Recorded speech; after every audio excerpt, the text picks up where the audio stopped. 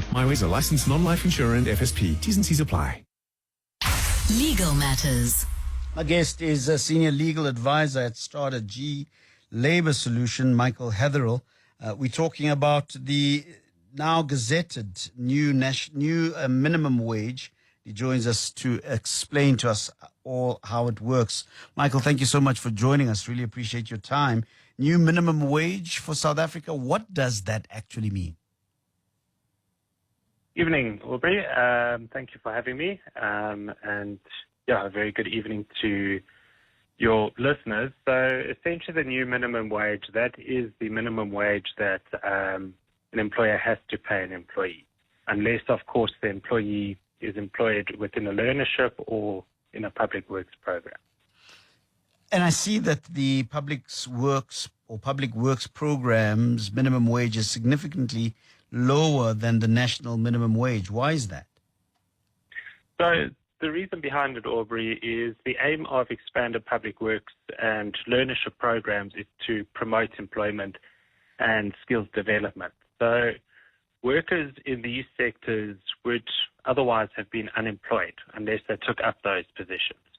So generally, when a business appoints somebody into a role, the business is looking for particular skills.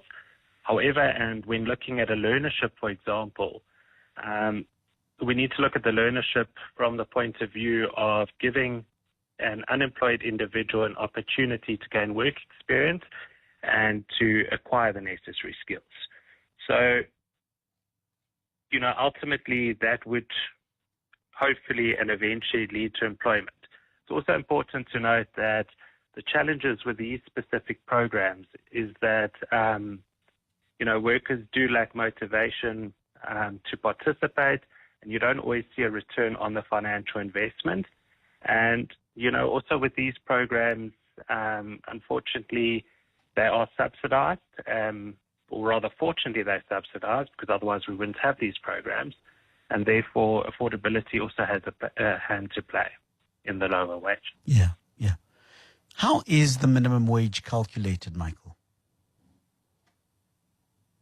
I mean, how do we get to a point where we say now the minimum wage is going to be 28 Rand 79? Huh? What are the variables that come into play and are factored in order to arrive at that decision? There are a lot of factors that come into play. There's a lot of discussions that go on at government level, and ultimately they come to decision on the minimum wage. At this point in time, there has been an increase of 4.4% in the minimum wage, and there are many factors that go into that calculation. So in broad terms, is it the idea that we look at the food basket, for example? Yes. So you'd look at the food basket, you would look at inflation, you would look at addressing wage inequality in the past. There are a multitude of factors that would go into determining the minimum wage. So I suppose the reason why I'm asking that question, Michael, is to get a sense of whether or not this is some sort of arbitrary decision made by some politicians somewhere, or whether or not there is a formula where there are certain factors that make up that formula that are then calculated to come up to a particular number. So you're saying to me it's not an arbitrary thing. It has a number of factors, some of them social, some of them economic, some of them commercial, and they all come together into this formula, and it becomes the crucible upon which this particular number then flows out, if I hear you correctly. Yeah, ultimately, you are hearing me correctly. So, I mean, when we look at the minimum wage, we need to obviously address the wage issues from the past. We need to look at the food basket. We need to look at the cost of inflation. I mean, ultimately, even the minimum wage as it is not necessarily a living wage. A lot of workers who earn the minimum wage can't make it through each month with that minimum wage. So we still have a long way to go in addressing numerous challenges in South Africa. And we could expect increases going forward as well. This is not the first increase in the minimum wage. There has been a number of increases in the minimum wage, and all these factors are taken into consideration. If the minimum wage is not the living wage, why do we have a minimum wage? In other words, what is it there to address if it doesn't address the basic minimum requirements of life in an economy such as South Africa's? Well, ultimately, employees in the past have been exploited. They've been paid next to nothing. And, we've obviously had to address it over time. If you increase the minimum wage significantly, then a lot of small and medium businesses will not be able to pay their employees that specific wage. They will face financial hardship. Their budgets are not do not revolve around, significant wage increases. But, you obviously need to look at addressing it over time. And I think there has been significant progress. We still have a long way to go in addressing the wage inequality. And, hopefully one day over time we will get there. So we now have a new minimum wage. It is set to be effective as of the 1st of March. What is this signaling for workers? I mean, we are having all of these big conversations about America's attitude towards South Africa and the possibility of a trade and tariff war and all of these things that are taking place. And there's a sense of doom and gloom, generally speaking. But this sounds good. Michael, this is good. It is good. It's a big step forward because, ultimately, if we didn't have a national minimum wage, there would be no regulations that bind employers, and they could pay employees, well below what is the current minimum wage. Ultimately, this would lead to employees being exploited. We have a massive unemployment rate in South Africa. And if there wasn't a minimum wage, ultimately workers out of desperation would work for absolutely anything. Yeah. So it is necessary, it is needed, and it is a big step forward for South Africa. There are some that are saying that, minimum wage and everything is nice, but we are not very good at policing and enforcing that. The result of that is that indeed we have this situation where we have all of these policies and these regulations that are supposed to make life a little easier for workers, but there are unscrupulous employers out there who, in the very face of a minimum wage such as this, will continue to pay people lower wages or wages that are lower than the minimum wage because nobody's really policing them. But also those that want to avoid any reprisals, any enforcement of the law, will employ foreign nationals who are in South Africa illegally. We saw just at the tail end of last year how the Department of Labor went into all sorts of raids in the hospitality industry. And it was discovered that most of the people employed in the hospitality industry are foreign nationals who are in the country illegally. So they are themselves afraid to report these employers because they are themselves in the country illegally. And so it's a conspiracy of silence between the unscrupulous employer and the illegal foreign national who needs the job, who's desperate for the job.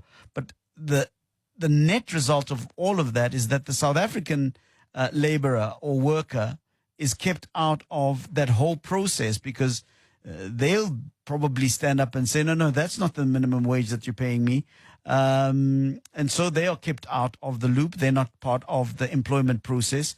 And so all of these wonderful things are great, but they seem not to have any real positive impact on the ground. Talk to me about that, Michael.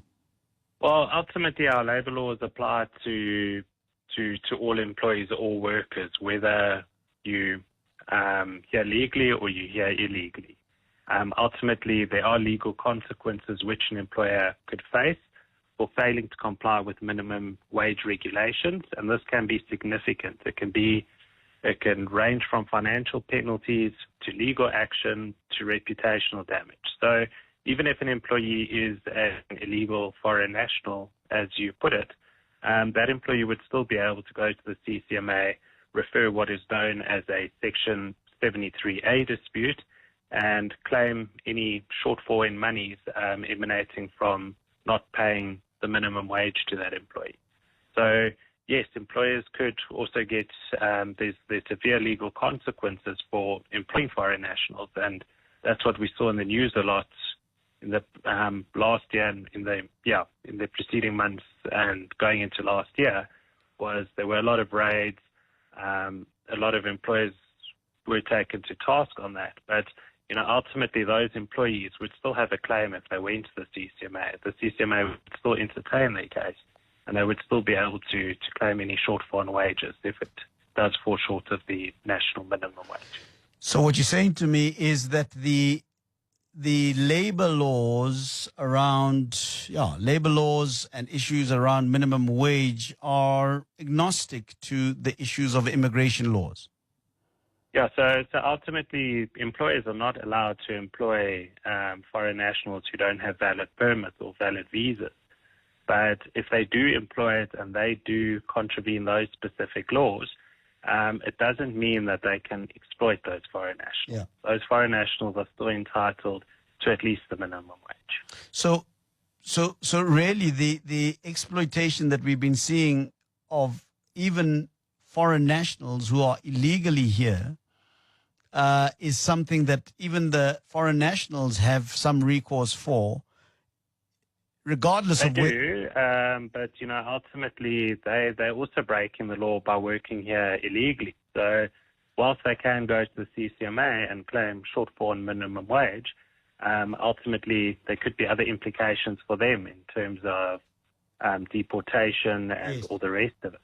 Yes. So is that not that tension that keeps this unholy alliance alive, as it were? In other words, the reality that you've just described now, that while the law is agnostic, it doesn't care whether you're here or here legally or not. If you're employed, you must be paid the minimum wage. But if they do raise the alarm bell, they may face the reality of being deported. And I'm asking, is that not the sort of Cold War, the tension that keeps this unholy alliance of exploitation, regardless of whether or not we have a minimum wage or not? It could be seen as that way, because you do get you're very correct in the sense that you get a lot of employers who will employ illegal foreign nationals because they want to exploit them. They want to pay them far below the minimum wage, and that very well could be a situation where a foreign national is too afraid to go and report his employer or open a case at the CCMA out of fear that it will, be the consequences of the employer then, reporting that employee was working illegally. But you also got to look at it from the point of view that there's significant consequences for the employer in relation to employing foreign nationals. Yes. And, that could even lead to jail time. So, if a foreign national does go and does approach the CCMA and does claim the shortfall in their earnings, it's very unlikely that an employer is going to now go and report that worker or that foreign national is working in South Africa illegally, because ultimately it could result in that employer being arrested and being charged. I see. It's a double-edged sword. It's double-edged sword. 011-883-0702. My guest is Michael Hatherell. He's a senior legal advisor at Strata-g Labor Solutions. We're talking about the implications of the national minimum wage, which has been raised from 27 Rand 58 to 28 Rand 79. But then, of course, for those that are in the public works program or some sort of internship, the minimum wage there is now 15 Rand 83 per hour instead of the former 15 Rand 16 cents per hour. Give us a call, 011-883-0702. What are your questions? What are your thoughts around the issue of the minimum wage? What is it that you are unclear about? Michael is here to answer any question related to that. Michael, so we know that we're in a very difficult economic situation. Yeah. Where is this money coming from? You know, I know that it comes from the fiscus, right? But we hear all of the time that, you know, our country can ill afford all sorts of essential things. We can't afford to feed our soldiers in the DRC, we're told. We can't give them bullets and guns to fight a war. All sorts of strange things that we hear about all the time. And I'm just choosing one issue. Where is it coming from? How does the budget allocation for this kind of increase actually take place?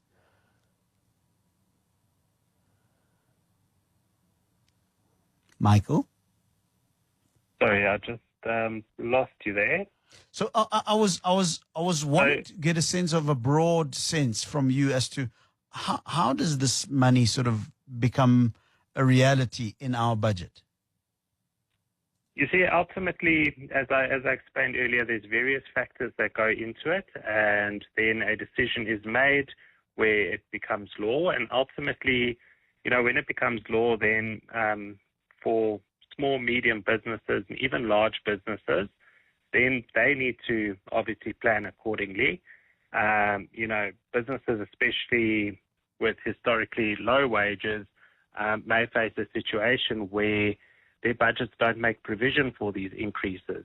And, you know, they look at it from the point of view of prioritizing survival over compliance. And as I explained earlier, there's significant legal consequences for that. So, you know, ultimately, when it comes to business level, planning is key. Businesses would need to relook at their budgets. They would need to strategically plan according to these increases that happen every couple of years, and ensure that they make provision to be able to cover any potential increases in the minimum wage.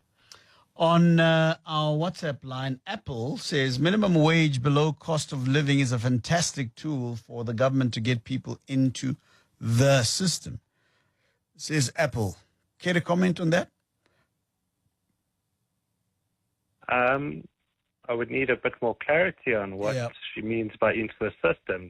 Maybe meaning to get people employed, but the employment system, ultimately, it's better to be employed than unemployed. So, you know, it's not a living wage, but we need to, in my opinion, it's not a living wage, but we also need to look at it from the point of view that we have a significantly high unemployment rate. And you know, if Apple says it's to get people into the system and it gets people to have jobs, then, you know, ultimately, to me, it's a good thing. Brian says the true minimum wage in South Africa is the amount paid to someone who looks after cattle, goats, etc. The last time I heard, around 50 rands per day, says Brian. I'd be interested to hear where you heard that, Brian. But how true is that, Michael, that there is an alternative sort of minimum wage out there, and that is for laborers who take care of cattle, goats, and so forth, and that's at 50 rand per day? No, ultimately that's exploitation. That's a clear-cut example of exploitation. And, yeah, you have to comply with the Minimum Wage Act. If employees are being paid 50 rand a day to look after goats and cattle, then there could be severe ramifications for those employees. For not complying. Do we have examples of those kinds of ramifications? I mean, is there real practical ramifications, or is this just, you know, the hype of law and policy to say, oh, you'll get into trouble? Do we have real reprisals for people who break these laws? Real reprisals? Yeah, 100%. The Department of Labor regularly does inspections. And they will issue compliance orders against businesses, which come with financial penalties. It also comes with reputational penalties, because obviously if you've got a compliance order against you from the Department of Labour, it will impact your business reputation. Also, employees, if they want to claim any shortfall in earnings, they can approach the CCMA, and they would be able to refer what's known as a Section 73A dispute in order to claim any shortfall in earnings. Give us a call, 011-883-0702. Do we have any voice notes there, Chris? I want to take some voice notes, but I'd love to take your calls on 011-883-0702 or 021-446-0567 as I speak to Michael Hatherell. He's a senior legal advisor at Strata-g Labor Solutions, and we're talking about the impact of this new minimum wage and some of the challenges, of course, that are presented by it. Here are some of your voice notes. Good morning, Aubrey. Yeah, I can hear your guest there. So I just want to know, is this law of minimum wage, it is applied to the labor brokers like that is there in South Africa or what? It is minimum wage applies to all employees like with the labor brokers. Yeah, I suppose there's a question, Michael. Are employees that work under the auspices of a labor broker also beneficiaries of this new minimum wage, or do they perhaps fall under a different regime? They would fall under the Minimum Wage Act. Minimum Wage Act applies to all employees. All employees, whether or not they are employed in the classical way by a company or through a labor broker, if I hear you correctly, Michael. That's absolutely correct. All right. Why do you think some people might think there might be a discrepancy there? There could be a multitude of reasons. In some instances, labor brokers don't provide the same benefits as other employers, if I could put it that way. And there could be a multitude of reasons, but ultimately, in terms of the National Minimum Wage Act, employees employed by labor brokers are entitled to the minimum wage. Give us a call at 011-883-0702 021-446-0567. So we're told that this new minimum wage becomes real as of the 1st of March. So does it mean that anybody employed as of the 1st of March, the salary or wages they get at the end of that month will then be representative of this new policy, this new law? That's correct, Aubrey.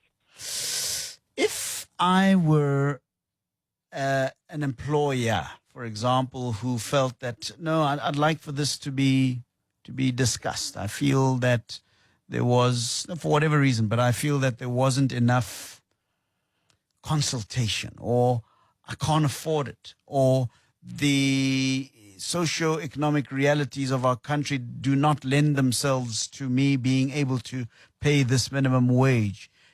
Do employers have some sort of recourse in this regard? Unfortunately, it has been signed into law, so the new national minimum wage will come into effect from the 1st of March 2025. Now, employers obviously face significant challenges if they have not budgeted accordingly, if their budget does not make provision for the new national minimum wage.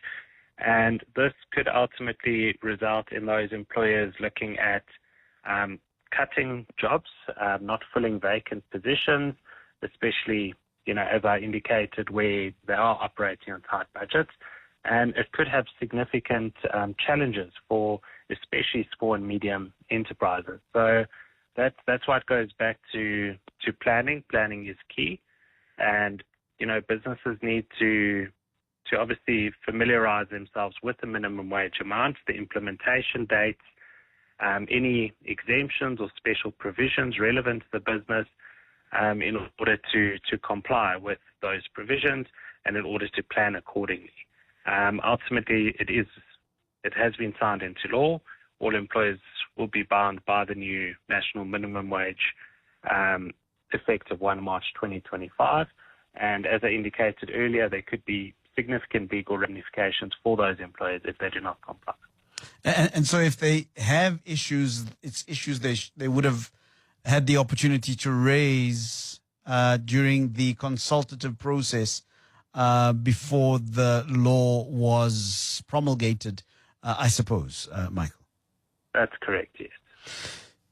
In your experience, do you find that the room for consultation that is mandatory, I believe, when laws are to be enacted by the signature of the president, do you find that, especially with laws that have to do with minimum wage or labor law issues, get the kind of attention that they ought to in order for us to be able to be comfortable with the idea that sufficient consultation has taken place? Yes and no. So, there is obviously the mandatory consultation, and I believe a lot goes into it, but no, in the sense that there's a lot of businesses that, are unaware, they're not made aware of this consultation process, and they don't have an opportunity to put forward suggestions or respond to suggestions that are tabled. So it's a yes or no answer to that question. Yeah. Because I wonder sometimes as to whether or not the provisions that we have in our system for raising issues, whether it's by employers or employees, are sufficient, and therefore the laws that then get enacted, are they legitimate in the sense that, yes, there has been a process, and that process probably has been followed to a T, because I imagine that there's probably people out there who monitor whether or not it has been followed. But if that process hasn't been populated by participation, I wonder whether we can claim that the end result is legitimate. Any thoughts on that? Well, ultimately, that would need to be referred to the appropriate court to make a determination on that. But yeah, if the consultation process has taken place and the law is properly enacted as it has been in relation to the national minimum wage, you would need to challenge it in court if you'd want to. Yeah. If you'd want to challenge that. Yeah, I'm really thinking as I ask that question around the very, very important issue you raised right at the beginning of our conversation that says, well, it's a minimum wage, but it's not necessarily a living wage. And there's a sense in me that says there needs to be alignment of these two ideas. If you can have I fully agree with you, Aubrey. Yeah. I fully agree that there needs to be an alignment, but ultimately we need to look at it from both the employer and the employee's point of view, because it doesn't help significantly increasing the minimum wage and then all small and medium enterprises go out of business and have to retrench all their employees. So it is a difficult topic. Ultimately we have made significant progress over the last few years in terms of the minimum wage. I'm sure we'll continue to make progress in the years that come. But, ultimately, if it was too significant, it would have a significant impact on a lot of businesses. There would be a lot of retrenchment emanating from that and a bloodbath of job losses, essentially. So it's a very sensitive topic. It's very sensitive in relation to how much do you increase it. What is too little, what is too much. Yeah. And my personal opinion is it is not a living wage. We all see every day when we go into the grocery store how much the cost of food has gone up. We all see how much the cost of petrol has gone up. We hear in the news about Eskom increasing electricity and all the rest of it. So, there is that big gap between a living wage and the minimum wage, but ultimately significant strides are being made, significant strides have been made, and I'm sure significant strides will continue to be made in order to bridge that gap. When we speak of strides that have been made and the progress that has been made, and I really speak as one who's getting educated by this conversation, Michael. What can we point to, broadly speaking, to say this is where we were, and this is the significant stride that we've made that gives us the legitimacy to be able to say, guys, yeah, it's not a living wage, it's a minimum wage, and we understand the gaps there, but look at where we come from, and this is where we are now.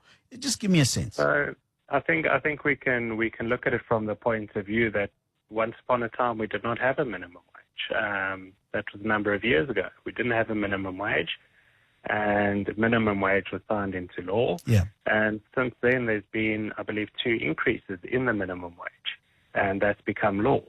So, in the last few years, we've gone from not having a minimum wage to having a minimum wage that every employer is bound by, that every employee is entitled to receive that specific minimum wage. And there's been, I believe, 2 increases since then. Let's talk to Mbengezi in Johannesburg. Mbengezi, good evening to you. Good evening, Aubrey and Thursday. Yes, go ahead, sir. I'd like to ask Michael here. Michael, do you think the minimum wage is an effective way to better the quality of life of the proletariat? And I'm asking that question Of who? Connection. The working class. Oh, the proletariat. Okay, Mbengezi, yeah. Yes, actually, I just wanted to know and I'm asking that question in connection with what Dr. Soul, an American economist, says, that the minimum wage is not an effective system like a better the quality of life of the working class.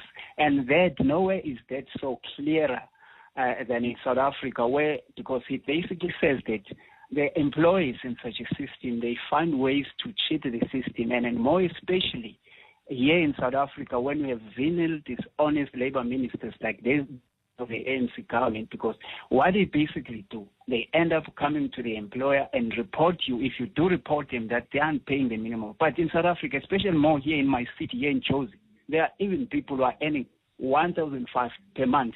So, Michael, I'm asking, do you think it's an effective way, that minimum wage? Because once it is raised, the retailers are going to raise their prices as well. Do you think clearly you don't think it's an effective way of dealing with the realities of the proletariat, Mbengezi?